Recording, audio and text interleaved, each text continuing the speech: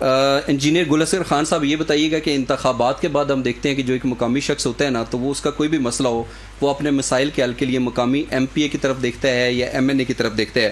تو آپ کے اپنے علاقے کے اندر محکمہ اریگیشن کے عارضی ملازمین تھے جن کو آپ نے مستقل کرایا، تو یہ بتائیں کہ کیا وجہ ہے کہ لوگوں کو اپنا جائز حق لینے کے لیے بھی کئی سال انتظار کرنا پڑتا ہے، اور ان کو ریلیف دینے کے لیے ایک ایم این اے کا کتنا اہم کردار ہوتا ہے اپنے لوگوں کے مسائل حل کرنے کے لیے؟ جی thank you for giving me opportunity.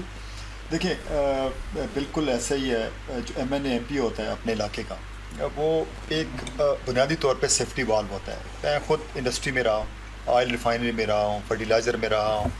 اس میں ایک سیفٹی والو ہوتا تھا. اب اگر ایک آئل ریفائنری کی قیمت 50 بلین ہے تو اس میں ایک چھوٹا سا 10-20 ہزار روپے کا والو لگا ہوتا ہے. جب وہ پریشر بنتا ہے تو وہ والو اٹھ جاتا ہے. اگر وہ والو نہ ہو تو وہ پوری کی پوری انڈسٹری اٹھتی ہے.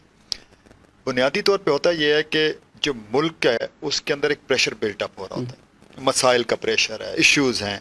اس کا جو سیفٹی والو ہے پبلک کا، کامن آدمی کا، وہ M N A M P ہوتا ہے.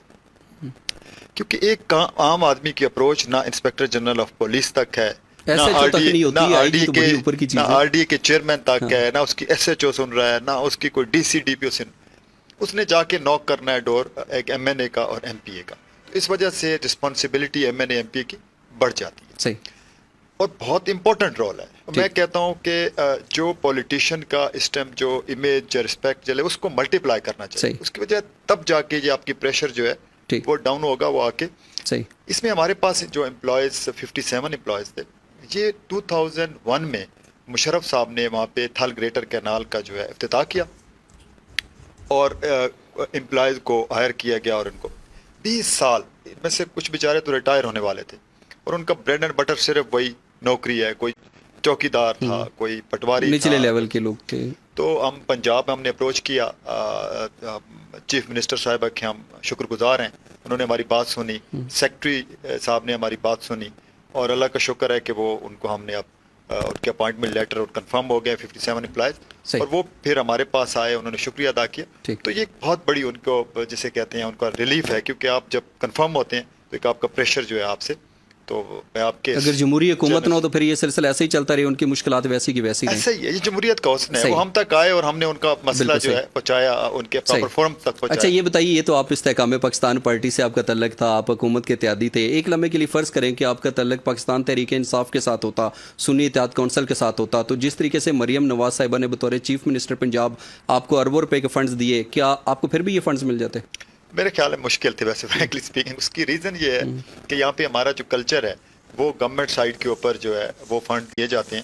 اور گورنمنٹ کے جو M N A M P ہوتے ہیں، وہ پچھلی گورنمنٹ میں عمران گورنمنٹ میں بھی یہی ہو رہا تھا کہ جب وہ پاور میں تھے تو اپنے M N A M P S کو اکوموڈیٹ کر رہے تھے، ان کو میکسیمم فنڈز دے رہے تھے. لیکن کچھ جنیرک فنڈز بھی ہوتے ہیں، وہ دونوں سائڈ پہ جا رہے ہوتے ہیں. جیسے اینول ڈیولپمنٹ پروگرامز ہوتے ہیں، پنجاب میں پی ایس ٹی پی ہمارا فیڈرل میں، اس کے اندر جو منسٹریز پروجیکٹس دیکھ رہے ہیں وہ وداؤٹ ڈویژن کر رہے ہوتے ہیں. اس میں کچھ ہیلتھ کے ہوتے ہیں، کچھ ایجوکیشن کے. تو اس میں تو ہم نے تو الحمدللہ 3.75 بلین (4 ارب) کے نہ صرف فنڈز منظور کروائے، بلکہ ہمارا تو کام بھی شروع ہو گیا، اللہ کا شکر ہے. سرویز اور وہ انشاءاللہ تعالیٰ ہمارا ٹارگیٹ ہے کہ ود ان 4 months ہم وہ روڈز کمپلیٹ کریں گے انشاءاللہ تعالیٰ. اور بھی ہمارے اسی طرح کے جو تھے، ابھی رکھلا منڈی میں کچھ دن پہلے بڑا پہاڑی علاقہ ہے، اس میں پانی کا ایشو آیا تھا. تو ہم پی ایم ڈی سی کے چیئرمین سے ملے اور اللہ کا شکر ہے وہاں ہزاروں کی آبادی ہے رکھلا منڈی میں. تو ہم نے وہ لائن بحال کر کے عام آدمیوں کو پانی کا، کیونکہ پہاڑی علاقے میں پانی کا بہت بڑا ایشو ہے.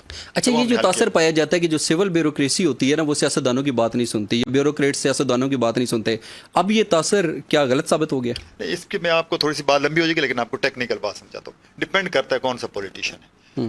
اگر پولیٹیشین نالائق بھی ہے اور اوپر سے کرپٹ بھی ہے تو اس کی تو کوئی نہیں سنے گا. اگر کوئی اپرائٹ آدمی ہے، ایجوکیٹڈ آدمی ہے، تو بیوروکریسی تو اس کے ساتھ بیٹھتی بھی ہے. اس کے آپ بھی ڈسٹرکٹ کوآرڈینیشن کمیٹی کی بات ہو رہی تھی، ہم نے بھی خوشاب میں ڈسٹرکٹ کوآرڈینیشن کمیٹی کی میٹنگ کی ہے اور بڑا ہماری پازیٹیو باڈی لینگویج ہے، پازیٹیو طریقے سے ہم ڈسٹرکٹ کو لے کے چل رہے ہیں اور بہت اچھا جا رہا ہے. بیوروکریسی سنتی ہے لیکن ڈپینڈ کرتا ہے آپ خود کرپٹ نہ ہو. ہاں خود کرپٹ. بالکل صحیح.